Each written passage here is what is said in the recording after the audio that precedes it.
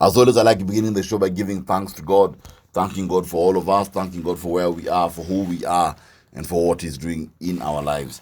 As we begin our show this wonderful day, dear listener, I'm talking about something that is relatable to all of us, and I think it's relatable, it's going to be educational, and also it's going to be a bit funny as well because also it's what it affects in our lives. So today I'm talking about relating to firstborns, relating to firstborns. It's part of a series I will do over the next 3 weeks. Next week, I'll talk about relating to middle children, and the final one, I'll talk about relating to lastborns and only children. So, then I'm talking about relating to firstborns. Now, why am I talking about this? It's because, again, the complexity, we always forget that at times the very position to which we are born plays a very huge part in who we are, plays a very huge part in how we relate and how we do things. And I've seen it many times in my office, and I ask someone begins to talk, and they talk, and they talk, and they talk, and I ask them I ask them, are you a firstborn? Are you a lastborn? And it's always accurate. Why is it so? Because the way that we behave based on or the placement of our birth, that does happen. So even in marriage, in parenting, there are things you encounter in parenting because it's a firstborn parent, parenting a firstborn child. It's a different dynamic. There are things that happen in marriage where it's a middle child parenting a firstborn child. Again, things work in a very different way. So it's important to understand that I'm talking about this. Now remember, this is not an absolute. When I say relating with firstborns, it's not an absolute. This is what we call type A firstborn. The ones who have this particular trait, which is the most common trait among firstborns.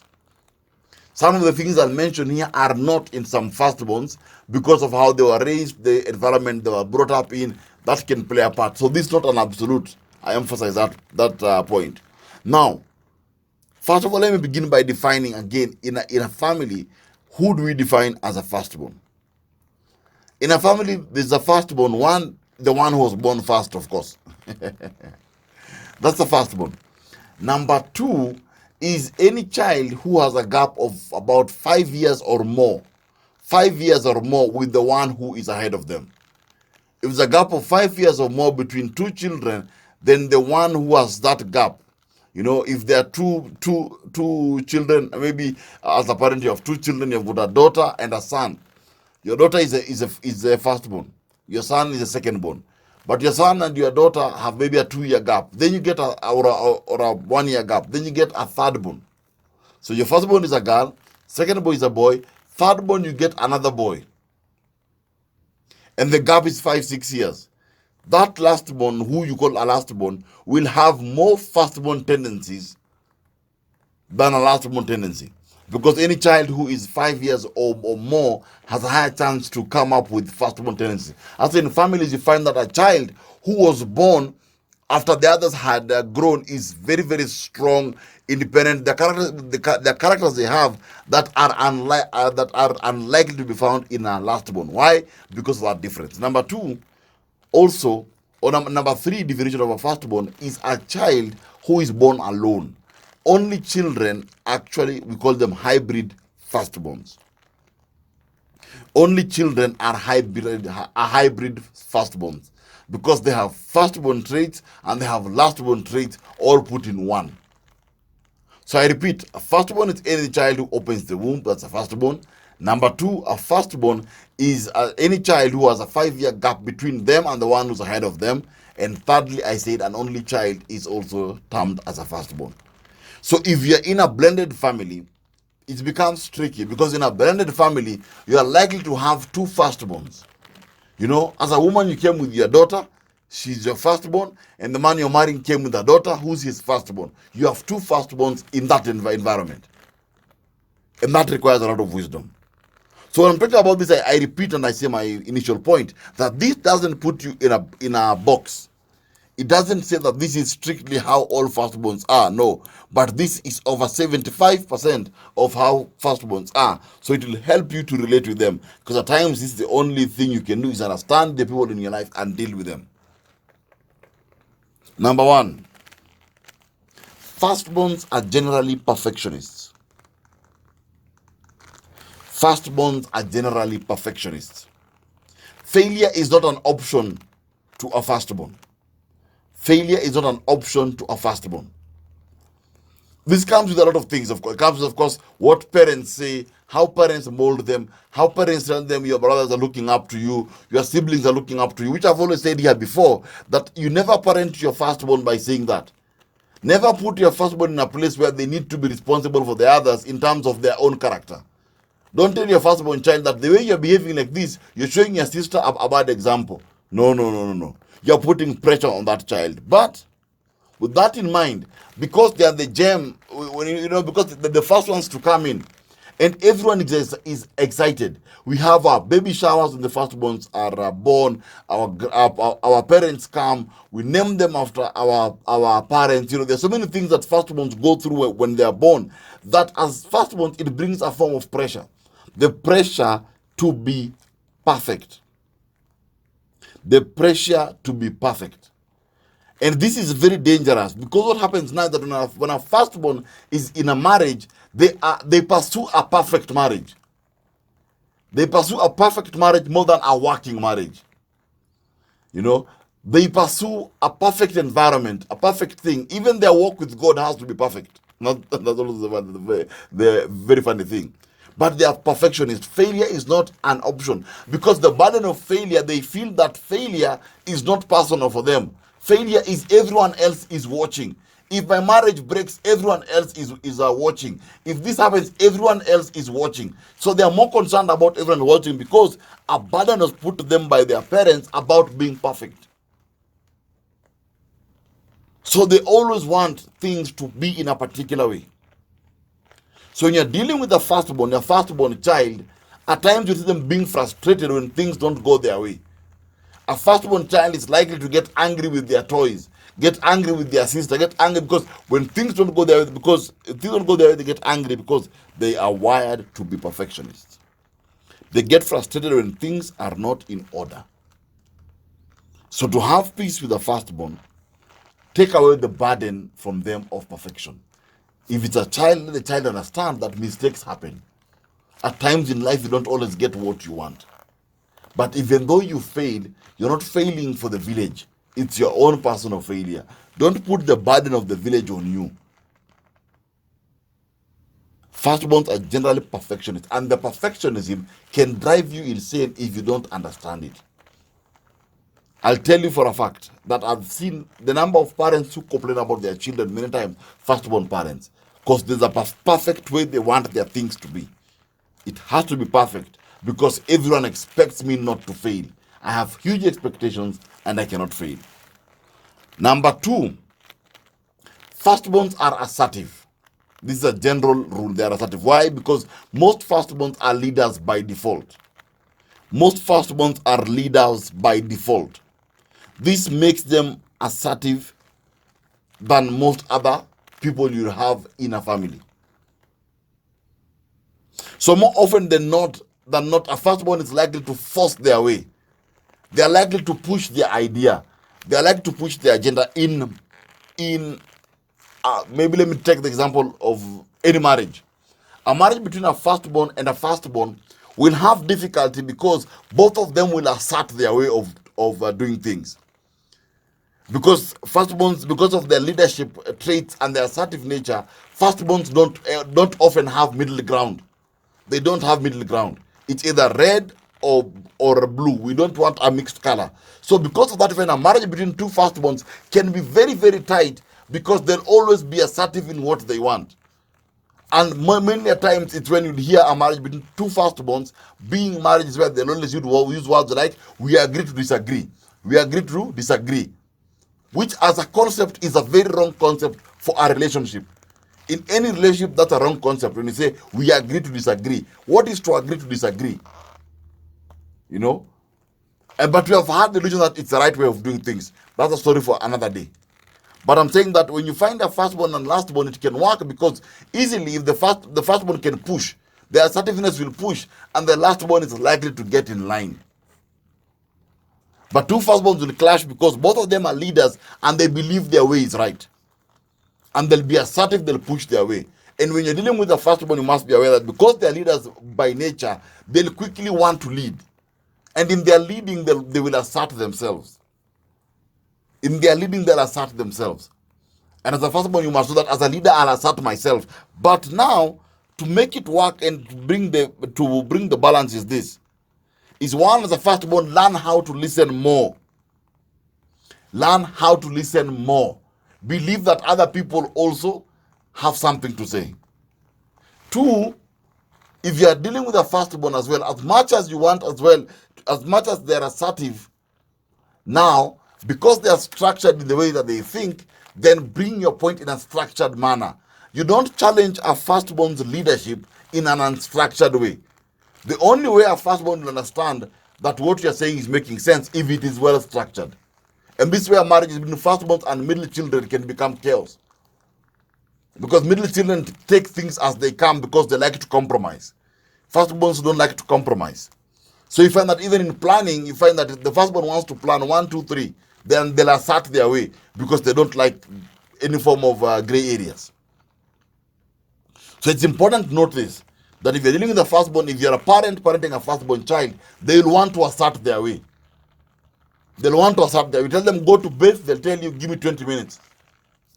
They'll want to talk back because automatically they are leaders and they have to find a way, dear listener, to assert themselves. That is part of their DNA. Number 3, dear listener, very important point about a firstborn is this. When you're dealing with a firstborn, firstborns don't like gray areas. Firstborns don't like gray areas. Sasa hapa ndo kanataka kuumana. Firstborns work well where there is clarity and where there is structure. Firstborns work well where there is clarity and there is structure. They don't like gray areas or gray statements. If you tell a firstborn that we will know when we get there, hey, you have spoken Chinese. If you tell if a firstborn asks you what is the plan for this and you say I don't know, I'm thinking about it. Firstborns don't like gray areas. They like clarity and structure. They want 1, 2, 3, 4. That is how things move. They said it's very strange because mainly middle children will not have 1, 2, 3, 4. Middle children say as long as we get to 4, it's okay. We begin at 3, we begin at 2, it's fine. And firstborn does not like gray areas. Doesn't like we will see when we get there. They don't like being surprised. They don't like being ambushed. They want a structure. Tunafanya nini? Where is 1? Where is 2? Where is 3? Because for them, anything out of that begins to bring a war. And you find in many marriages, this is why they fight with their partners. Because many times a firstborn might marry someone who does not have this particular planning. And that drives them crazy. Especially if the firstborn is a woman and the spouse is a man. Happen now it's World War 7. Number 4, before I go on this break, is firstborns are straight talkers. Because their natural inclination is not for peace building. It's not their greatest strength. You're more likely to get the truth and the brutal truth about something from a firstborn. Because a firstborn will speak what is on their mind. A firstborn man will tell the wife, you are lazy. A firstborn wife will tell the husband, you are incompetent, or I don't trust you. You are a poor planner. They will fire the way it comes. With a firstborn, you're guaranteed to get straight talk. And that is why it's easier for parents to fight with their firstborn children. Now, if you have a firstborn mom and a firstborn son, they will fight. Because the firstborn mom will want to assert her way and tell her son, nimesema upite hapa. And the son will turn and tell the mom, why are you making noise? Why are you telling me what I already know? First, you find that firstborn children, the more they grow, the more they challenge, the more they talk back, and the more they talk straight. Firstborns are straight talkers. These are times it takes away the part whereby they should be maybe a bit empathetic or to think about your feelings. But the funny thing is that they're not saying it from a malicious place. No. They just give their opinion. If you serve them the wrong food, they'll say this food is bad. You know, other people will go about it. First, but no, this food is bad. They'll talk straight. At times, you can confuse it for them being rude, but no, that's just how they were. Because remember that they dealt with their parents, and their parents spoke that way to them directly. Because many parents, before you learned how to communicate with your children, you communicated in a very strange way with your firstborn. With your second born, third born, fourth born, you learned how to communicate. First born, you struggled. And lastly, before I go on this particular break, they are loyal to the tasks that they're given. They are loyal to the tasks that they're given. Firstborns generally make great employees and great team players. You give a firstborn work, they will do it. They are loyal to the work. They will do the work. You know, they will carry it, they will push it, they will deliver, they will do whatever it takes. The same thing they do in their marriages. They are loyal to the task that they are married. I'll tell you a very funny statistic that I've seen in my office all this time I've been a relationship coach. Is that about 70% of the marriage cases I deal with are marriages that involve firstborns. Because one, of course, they are perfectionists and the marriage to be perfect, but also they are loyal to the task. A firstborn is likely to stay in a marriage long, even though it is a bad marriage. Because they got married, it's a task, we will get it done. They are likely to stay, they have a higher chance of staying in a marriage than a lastborn. A lastborn has a higher chance to walk away from a marriage than a firstborn. That's why generally marriages between firstborns and middle children last longer than marriages between firstborns and maybe lastborns. Because firstborns are loyal to the task. You give them a job, they will do it. You call them, they will do it. They will deliver, they will be there, they will do it. They won't lift their head up, they will do it till the end. And they approach marriage the same way, they approach parenting the same way. Tuko hapa mpaka tukufe. Let's after this very short break, I'll come back with the other points of relating with a firstborn. You can go to Facebook and send a message as well on Facebook. My Facebook page remains Victor Salamba. This reflection will be available on that page during the course of this wonderful day. We continue with the reflection today. I'm talking about relating with firstborns. Relating with firstborns. And I said this at the beginning of the show if you're joining me now.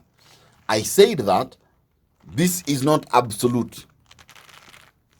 Not all firstborns are like this, but they might have one or a few of the characters that are mentioned here. They're not all like this, number one. Number two, I said also at the end of the day, we all relate differently based on how we are placed in our families and the families that we came from. I'll talk about middle children next week. I'll talk about lastborns the week that follows. The next point is this. Firstborns often clash with other firstborns. Firstborns always often clash with other firstborns. And that's why a marriage of two firstborns has a lot of tension. On average, two firstborns fight more, disagree more, have more silent battles because they are both very, very assertive in nature, dear listener. Also, a firstborn parent is likely to fight more with a firstborn child. That is also very, very common as well. A firstborn child is likely to often have a fight with a firstborn parent because of the similarity they have in their personalities. They will both find a way where they're going to clash. The next point is this, that firstborns can be a bit impatient. They can be a bit impatient. This is because of the lack of experience of seeing someone grow. You know? So when they are children, they grow up, and when they look up, they see people who already know. People who know how to speak, people who know how to walk, who know how to eat, all these things. And many times parents deal with firstborns in a very strange way. We also don't deal with them as children. We expect them to know things. We expect them to know how to put the cup back, that they shouldn't break a glass, that they shouldn't do what. So that pressure pushes them to a place whereby now when someone else does not understand, they don't know how they don't understand. And this builds on the impatience. Because they never had the experience of watching someone else in front of them become. No. You see, a second-born will watch the firstborn make mistakes and will learn that mistakes are made by people. My brother is also growing. But a firstborn sees people who are already grown. And the ones who are grown misunderstand that this is still a child. And that this child requires still to grow. And many a times when that happens, that develops that impatience. So you can find that if you're in a relationship with a firstborn, you find that a firstborn child might be impatient. If it's a spouse, they are a bit impatient. They don't get why you don't get. They don't get why people don't get. It's simply because they're listener of the position that they were in. The position that they were in. And this is very interesting as well because it connects to my next point, which is this, that naturally they're also very bright people. They like information, they like knowledge, they like information and they like knowledge. This takes away from them the part of consultation. The part of consultation in them goes down. When you're dealing with a first that they might not consult as much. And they might shoot down your ideas also. This is because they are knowledge seekers. And they like picking knowledge. Now, how do you manage it? You must have structure. I go back to that point. You must have structure.